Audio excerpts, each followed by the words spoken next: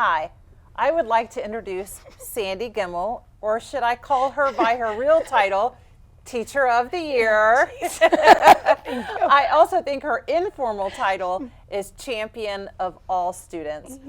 Sandy started her career as an intervention specialist 20 years ago, and since arriving to Indian Hill, she's also had the certification as a gifted intervention specialist.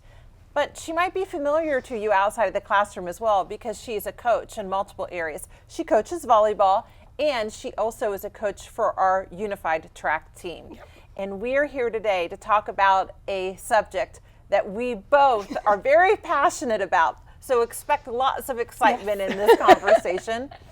And we're going to talk a little bit about the strategic plan and about some of our initiatives. But how about if we start with a little bit of background, just for anybody who's new to this segment. We are in year 1 of 5 of our strategic plan, which we call the IH Promise. And in that strategic plan, there are 3 different focus areas: learners as doers, learners as the whole child, and learners as individuals. And there are 10 different initiatives associated with that. So we've been working on that as an entire staff. And there's something that connects between the last plan, which was called the Gold Plan, and this new plan, our IH Promise. And that would have to be our Brave Character Education Program. We started to work on the Brave Character Education Program way back in 2017. Now, it was a little tough during those COVID years, but now here we are, and we really feel like we're in a place where we're able to see that it's making a really positive impact to K through 12 for us as a district. So let's start with a little bit of background about the Brave Character Education Program. When we started to design that, there was a whole group of individuals who came together to work on it. You were one of them. There were teachers, there were administrative assistants, students, parents, administrators, and it took us about 2 years to determine what would be the best character education program for our specific community. And here we are all these years later, and now we're enacting it. And there are 4 main components, is that correct? Yep. There is, number 1 is community. Yes. Cultural intelligence. Yes.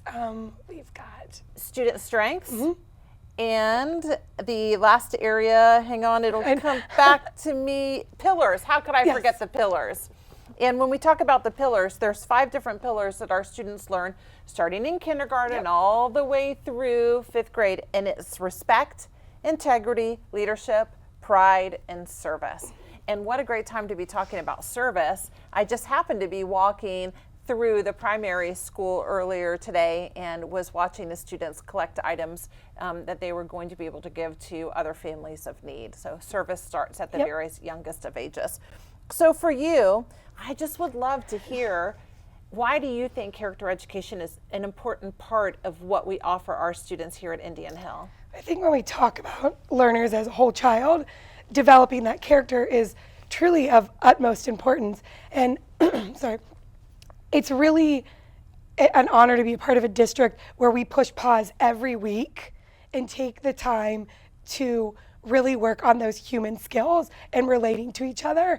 So for example, this week is Unified Spirit Week at the middle school. So every day we are taking about 15-20 minutes out of the whole middle school, grades 6 through 8, to talk about what does it mean to be a diverse student body? How do we build empathy? How do we build perspective? And how do we make sure that all Braves feel like they belong? So it's those skills that you don't necessarily find in a textbook, but are so important as we develop our leaders of the future. I could not agree more. And the nice connection with that is not only learners as the whole child, but we have an initiative called Wellness Life Skill Development, and really that initiative is about having a strong character education program. So it's so nice that we're being able to see that being implemented with fidelity on a weekly basis, and having our students have some time to think about themselves outside of their academic selves. What's been really exciting is, because of the character education program, kids are feeling empowered to develop their own projects and things that are going to impact the student body. Speaking of our Unified Spirit Week, we had 2 of our Discovery students who have planned a whole school engagement project. So today we are having all students, we partnered with the Special Olympics of Ohio, all students in grades 6 through 8 are going through a series of athletic activities, and they all are adapted so that no matter the need of the student, they can participate. So we're doing that, and then on Friday, we will be hosting our first ever silent disco. So if you're not sure, if you're not aware of what a silent disco is, the kids will all receive headphones, and they can pick the playlist or music that they most identify with. So we have pop music, and we have classical music, and we have some other playlists so that it can be welcoming to each learner. And that was all student led. So that's what the most exciting thing is about it. And okay, I have so many things I want to Sorry. say. So many things I wanna say. First of all, can I just say how jealous I am? Can I please be invited to the silent disco, Yes, please? of course, Please. of course. And I'm envisioning what this is going to look like for all middle schoolers to be wearing headphones and dancing to a beat of their own drummer, which kind of happens every day in the hallway Yes, it anyhow. does. So this is going to be a memory that they will never forget. It ties so well to a couple of the other initiatives we have in our strategic plan. First, student agency. The idea of our students having significant voice within their own learning environment. I am thrilled to hear that everything that's planned for this week has to do with our students and their voices and planning it and their ideas. And what a great opportunity for them. Let's admit it, I'd like to think that I'm super connected to my inner middle school self, but probably is not as much as the students right now. Right. So what a great opportunity.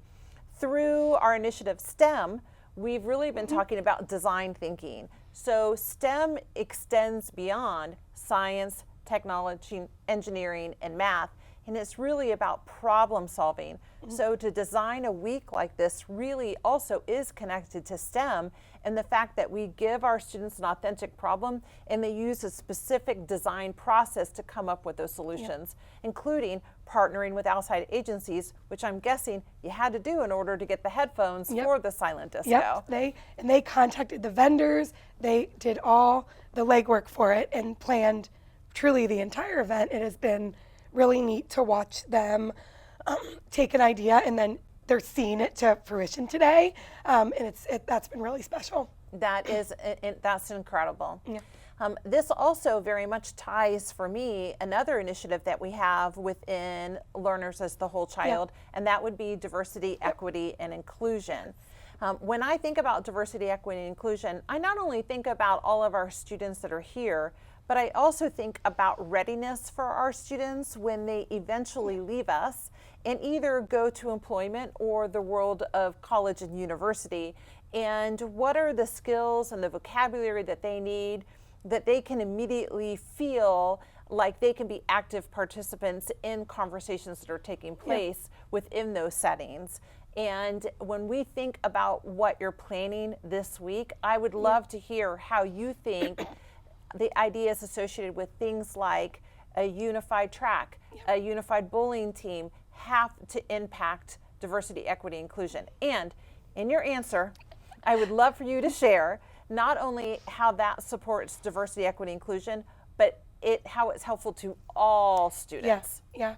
I think what's been super special about this year in particular is All Means All isn't just being orchestrated by the adults in our environment. And I really think because the last 5, 6, 7 years, we've really worked to build our community and our unified sports and all of those pieces. I do think all means all to everyone now, and that to me is what we're working towards. It's one thing for me to plan an event where I'm thinking about adaptability and I'm thinking about how to make sure that everyone can get to the event and it's appropriate for everyone. But what I'm seeing this year is that switch to that the kids are thinking about that. They just had a conversation with me. We have every year in the middle school, we have a party in the middle, and the kids brought up to me, I want to make sure this in the spring that all the events and Party in the Middle are accessible to everyone. I've never had a student say that. So some things, I can talk a little bit about Unified Sports. I would love for, we might have some people who are unfamiliar with it. Why don't you tell us a little bit about Unified Sports? So Unified Sports is an initiative through Special Olympics, and they brought it to our school, gosh, probably been about 5 years ago now, that we started having conversations on how we could become a school that supported Unified Sports. So Unified Sports combines neurotypical and neurodiverse students together to form a team. Currently, we have a track team that we operate in the spring, very robust. We have about 30 kids participating right now, and we are against other schools. We compete against other schools in the area that have unified sports teams. We also have started this year a unified bowling team, and we have about 30 kids participating in that as well. And it's just a great way to bring the love of sports to all students. So we adapt the sports. Special Olympics provides adaptable equipment, and we'll teach the partners how to work together, so they might run the 100-yard dash together and encourage each other. We throw the mini javelin, we throw the shot put, and then we also have bowling this year. So it's just been a wonderful way to bring sports to all. That's right. When we think about that, I am imagining that almost everybody who's listening sees the benefits of a unified sports team, especially for students who are not neurotypical, right, or who identify themselves as a student with a disability. Right. But tell me about the benefits that you see from that for our students who join those opportunities who are neurotypical. I think friendship and connection is really, and we're seeing it. So we get the blessing of seeing that as the coaches, and seeing the kids who might be a little nervous at first for how to interact with someone with a physical disability, or how are we going to make this accessible. And then by the end of the season, that's a true and wonderful friendship and connection. And our kids, our neurotypical kids, are coming back year after year because what they're getting out of it is just as much as any other kid. I agree with you, and I just want to applaud it so much and think about it in a different way in comparison to some of my very earliest experiences. I also started my career as a special education teacher, and one of the memories that I have was that when I was in high school, I volunteered for Special Olympics, and I would wait at the end of the 100-yard dash to be there to like hug a student when they finished. And I think though that was a really great experience for me, it was very limited in the way that I built relationships. It was also one size fits all. Not every student wants a hug at the end of a 100-yard dash. The way that the Unified Sports Program has worked under your leadership is that it truly develops relationships where both parties get to see themselves as individuals and all of the assets that they bring to that event together. And so it truly creates friendship and joy for everybody and community involved. Yes. And I've seen where Unified Sports has now spurred us on to, we've started Coffee and Connections. So Coffee and Connections is where we're taking neurodiverse students, neurotypical students out for coffee. We bring board games, we bring just little different things to do, and as adults, we step away. And I mean, I think I've shared with you, I'm walking down the hallway having students beg to get to go to Coffee and Connections because of all the fun that everyone is having. So I think we've got a lot of momentum right now because all of our kids are finding the value in what is unified. And we're super close. I was sharing, we're super close to becoming a unified champion school, which only 2 schools in the Cincinnati area have that designation. And that requirement is to have unified sports, which we've got, to have a youth leadership team, which our kids put in place this year. So we're super proud of that. And to have a whole school engagement, which we've got 2 this week. So I think at the end of the week we should get our designation. And again, it's been special because I've been able to take a back seat, and the kids have been able to push because they are finding the value and the love in making sure that all students are included. Recently, Sandy, you were designated I know you can't stand the compliment, can you? You were designated Teacher of the Year from the Martha Holding Jennings Foundation, and it was really due to your leadership and the facilitation of student leaders helping us to think about how our environment really is filled with joy, Right. and is as inclusive as possible. And when I think about the strategic plan, there are some goals, but when I especially think about the category of learners as the whole child, the foundation of that is really every child deserves to come to school every single day and to feel like they're a valued member of our community. Isn't that what every parent wants? Sometimes our students spend more time with us than they get to spend with their parents.